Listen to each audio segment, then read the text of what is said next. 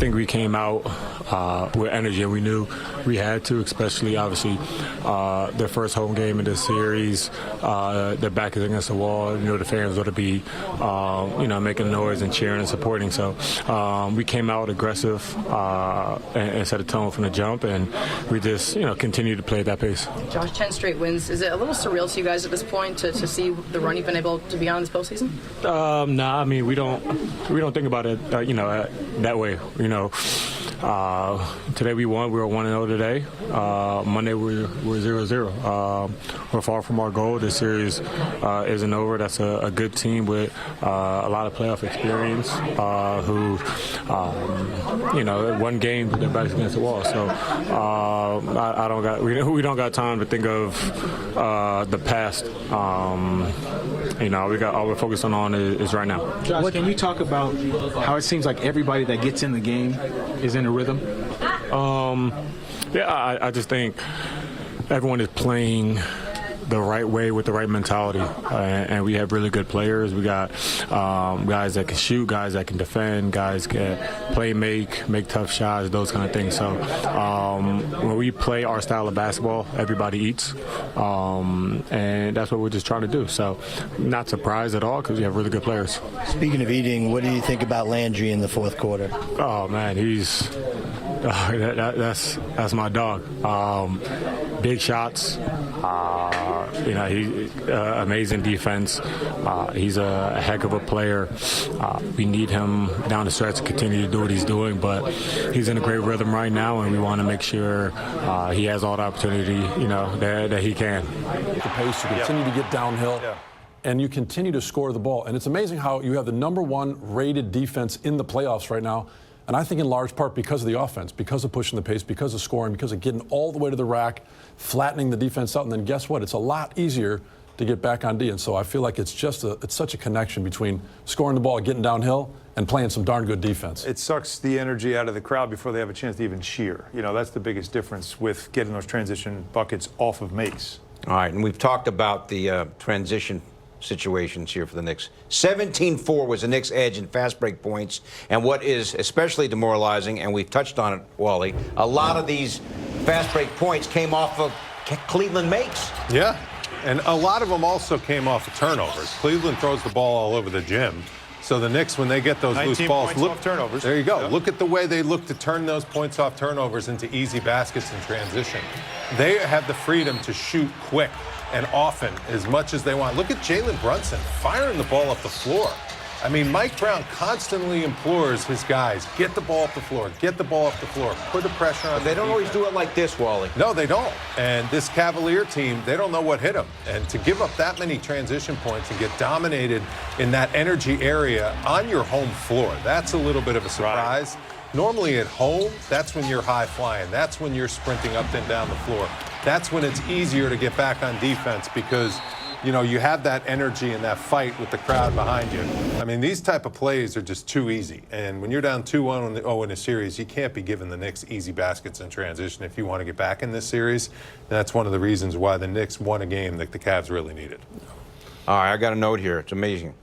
The Knicks plus 225-point differential, the best by any team over a 10-game span in the NBA history. Regular season or playoffs. Any 10-game stretch. Plus 225. It's amazing. It's awesome. We got to step back and just, I mean. It's why I said it. I'll say it again. This is the best Knick offense we have seen since the 1973 championship team that had 7 Hall of Famers on it.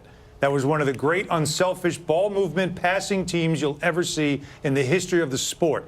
And the Knicks offense is resembling that. Clyde himself said that when he was talking about what he sees with this offense. And he said it a couple of games ago. Can only imagine what he's saying now. Mm-hmm. So the question for Kenny Atkinson is, what do you have?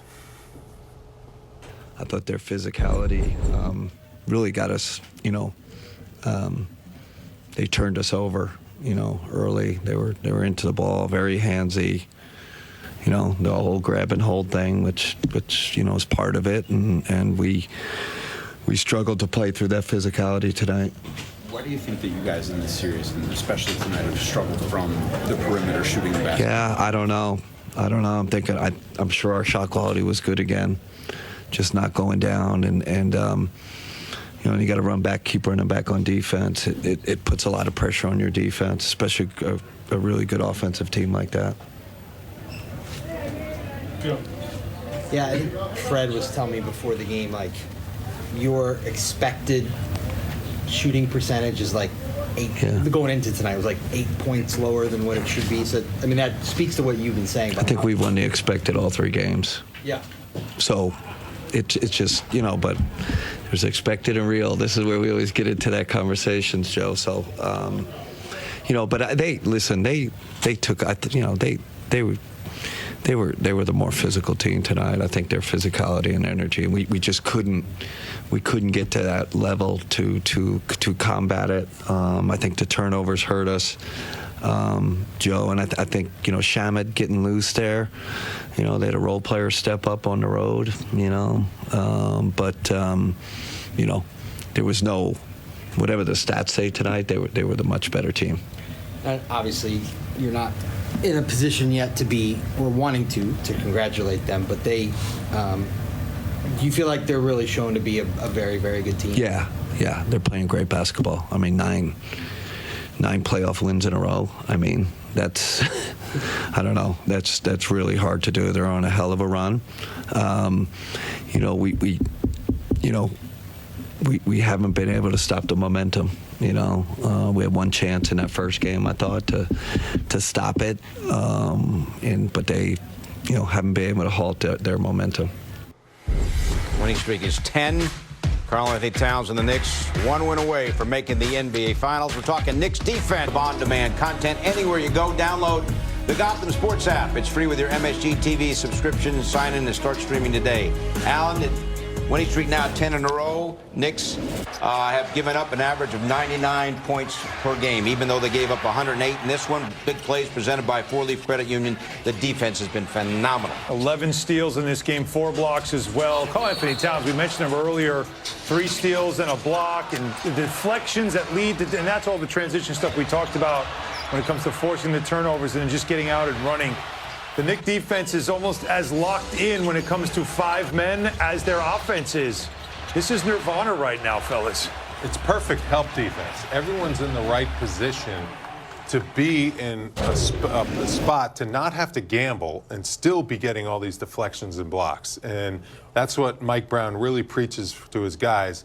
Gambling is going to lead to more points than it's going to lead points on the offensive end for you. But if you play good, solid team shell defense and you're in the right help positions, Cleveland's going to throw the ball all over the place. And that's when you're going to get your steals and you're going to be able to go to the other end of the floor. So this team is just so connected on that end. Steve, 10 steals, is that the result of not gambling? I mean, don't you have to gamble at some point to get 10 steals? At times you do, and I think you liked it as a coach. Sometimes you want your guys to be solid. At other times you say take those chances and go for it. I just think there's such a connectivity that guys are picking their spots at the right times. They know when to do it. And there's also a desperation, it seems like, that's being played with on the defensive end. That desperation is leading to on-ball deflections that a lot of times is then someone else getting the steal. And it's the extra efforts. It's the effort to go get that deflection and then guys rotating quick and making those steals. And I do think against, right now in this playoffs, this is the #1 rated defensive team. The Knicks are playing outstanding with connectivity, and the steals really do tell the story. Of the 10 steals, Hart had 4 of them. Here's Josh Hart now after the game.